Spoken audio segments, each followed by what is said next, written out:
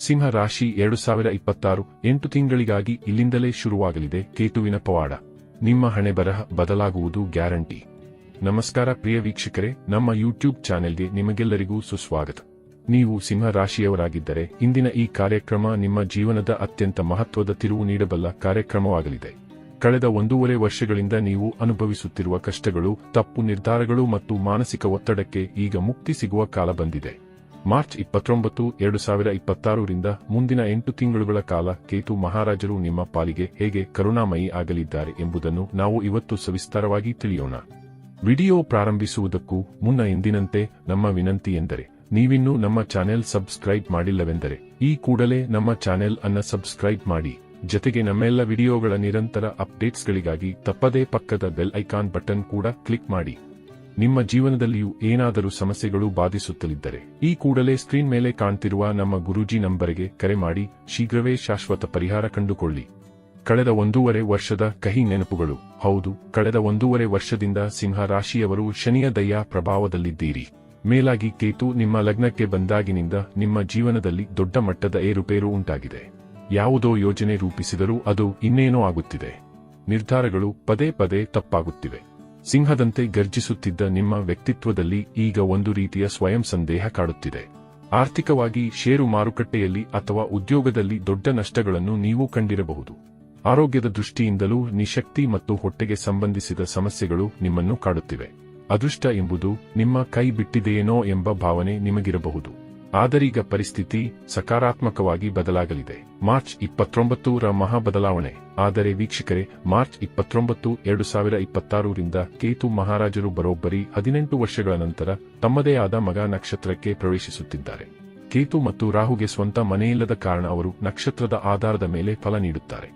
ಮಗ ನಕ್ಷತ್ರದಲ್ಲಿ ಕೇತುವು ಮುಂದಿನ 8 ತಿಂಗಳುಗಳ ಕಾಲ ನಿಮಗೆ ಅತ್ಯಂತ ಮಂಗಳಕರ ಫಲಗಳನ್ನು ನೀಡಲಿದ್ದಾರೆ. ನಿಮ್ಮ ನಕಾರಾತ್ಮಕ ಆಲೋಚನೆಗಳು ದೂರವಾಗಿ ನೀವು ಪುನಃ ಸಿಂಹದಂತೆ ಗರ್ಜಿಸಲು ಸಿದ್ಧರಾಗಲಿದ್ದೀರಿ. ಸಮಾಜ ಮತ್ತು ಕುಟುಂಬದಲ್ಲಿ ನಿಮಗೆ ಯಶಸ್ಸು, ಗೌರವ ಮತ್ತು ಕೀರ್ತಿ ದೊರೆಯಲಿದೆ. ನಿಮ್ಮ ಆತ್ಮವಿಶ್ವಾಸ ಮತ್ತೆ ಪುಟಿದೇಳಲಿದೆ. ದೃಷ್ಟಿ, ಪ್ರಭಾವ ಮತ್ತು ಲಾಭಗಳು. 3 ದೃಷ್ಟಿಗಳ ಪ್ರಭಾವ. ದೇವಗುರು ಬೃಹಸ್ಪತಿಯಂತೆ ಕೇತು ಮಹಾರಾಜರಿಗೂ 3 ದೃಷ್ಟಿಗಳಿವೆ. ಅವುಗಳೆಂದರೆ 5ನೇ, 7ನೇ ಮತ್ತು 9ನೇ ದೃಷ್ಟಿ. ಕೇತುವು ತನ್ನ ಪಂಚಮ ದೃಷ್ಟಿಯಿಂದ ನಿಮ್ಮ 5ನೇ ಮನೆಯನ್ನು ನೋಡುತ್ತಾನೆ. ಇದು ಆಕಸ್ಮಿಕ ಲಾಭದ ಮನೆ. ಕಳೆದ ಬಾರಿ ನೀವು ಅನುಭವಿಸಿದ ಆರ್ಥಿಕ ನಷ್ಟಗಳು ಈಗ ಲಾಭವಾಗಿ ಬದಲಾಗಲಿವೆ. ಷೇರು ಮಾರುಕಟ್ಟೆ ಅಥವಾ ಹೂಡಿಕೆಯಲ್ಲಿ ಸಿಕ್ಕಿಬಿದ್ದ ಹಣ ಮರಳಿ ಬರಲಿದೆ. ವಿದ್ಯಾರ್ಥಿಗಳಿಗೆ ಸ್ಪರ್ಧಾತ್ಮಕ ಪರೀಕ್ಷೆಗಳಲ್ಲಿ ಯಶಸ್ಸಿನ ಯೋಗವಿದೆ. ಸಂತಾನ, ಮಕ್ಕಳ ವೃತ್ತಿಜೀವನ ಅಥವಾ ವಿದ್ಯಾಭ್ಯಾಸದ ಬಗ್ಗೆ ಇದ್ದ ಆತಂಕ ದೂರವಾಗಿ ನೀವು ಹೆಮ್ಮೆ ಪಡುವಂತಹ ಸುದ್ದಿ ಸಿಗಲಿದೆ. ಆರೋಗ್ಯ, ಹೊಟ್ಟೆಗೆ ಸಂಬಂಧಿಸಿದ ಅಜೀರ್ಣ ಅಥವಾ ಗ್ಯಾಸ್ಟ್ರಿಕ್ ಸಮಸ್ಯೆಗಳಿಂದ ಮುಕ್ತಿ ಸಿಗಲಿದೆ. ಅಲ್ಲದೆ ಕೇತುವಿನ ಸಪ್ತಮ ದೃಷ್ಟಿಯು ನಿಮ್ಮ ಪಾಲುದಾರಿಕೆ ಮತ್ತು ಉದ್ಯೋಗ ಕ್ಷೇತ್ರದಲ್ಲಿ ಇದ್ದ ಗೊಂದಲಗಳನ್ನು ನಿವಾರಿಸಿ ಶುಭ ಫಲಗಳನ್ನು ನೀಡಲಿದೆ. ಕುಂಡಲಿಯಲ್ಲಿ ಪರಿಶೀಲಿಸಬೇಕಾದ ಅಂಶಗಳು. ಗಮನಿಸಿ ವೀಕ್ಷಕರೇ, ಈ ಫಲಗಳು ಎಲ್ಲರಿಗೂ ಒಂದೇ ರೀತಿ ಇರುವುದಿಲ್ಲ. ನಿಮ್ಮ ವೈಯಕ್ತಿಕ ಜನ್ಮ ಕುಂಡಲಿಯಲ್ಲಿ ಕೇತುವು 6, 8 ಅಥವಾ 12ನೇ ಮನೆಯಲ್ಲಿ ಇರಬಾರದು. ಅಲ್ಲದೆ ಕೇತುವು ವೃಷಭ ಅಥವಾ ಮಿಥುನ ರಾಶಿಯಲ್ಲಿ ನೀಚ ಸ್ಥಾನದಲ್ಲಿದ್ದರೆ ಈ ಶುಭ ಫಲಗಳು ದೊರೆಯುವುದು ಕಷ್ಟ.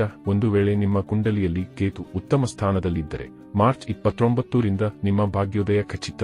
ಪರಿಹಾರಗಳು. ಇನ್ನು ಕೊನೆಯದಾಗಿ, ಈ ವೇಳೆಯಲ್ಲಿ ಪ್ರತ್ಯೇಕ ಸಿಂಹ ರಾಶಿಯ ಜಾತಕದವರು ಕೈಗೊಳ್ಳಬೇಕಾದ ಪರಿಹಾರೋಪಾಯಗಳ ಕುರಿತಾಗಿ ತಿಳಿದುಕೊಳ್ಳುವುದಾದರೆ, ಕೇತುವಿನ ಸಂಪೂರ್ಣ ಆಶೀರ್ವಾದ ಪಡೆಯಲು ಈ ಸರಳ ಪರಿಹಾರಗಳನ್ನು ಪಾಲಿಸಿ. ಓಂ ಕೇತವೇ ನಮಃ. ಈ ಮಂತ್ರವನ್ನು ಪ್ರತಿದಿನ 1 ಮಾಲೆ ಜಪಿಸಿ. ಹಾಗೆ ಗಣೇಶ್ ಚಾಲಿಸಾವನ್ನು ಪಠಿಸಿ ಅಥವಾ ಕೇಳಿಸಿಕೊಳ್ಳಿ. ಜೊತೆಗೆ ಬೀದಿ ನಾಯಿಗಳಿಗೆ ಅಥವಾ ಮೀನುಗಳಿಗೆ ಆಹಾರವನ್ನು ನೀಡಿ. ಇದು ನಿಮ್ಮ ಜೀವನದ ಕಷ್ಟಗಳನ್ನು ದೂರ ಮಾಡಿ ಯಶಸ್ಸಿನ ಹಾದಿಗೆ ಕರೆದೊಯ್ಯಲಿದೆ. ವೀಕ್ಷಕರೇ, ವಿಡಿಯೋದಲ್ಲಿ ನೀಡಲಾಗಿರುವ ಈ ಮಾಹಿತಿ ನಿಮಗೆ ಇಷ್ಟವಾದಲ್ಲಿ ವಿಡಿಯೋವನ್ನು ಲೈಕ್ ಮಾಡಿ ಮತ್ತು ನಿಮ್ಮ ಆಪ್ತರೊಂದಿಗೆ ಹಂಚಿಕೊಳ್ಳಿ.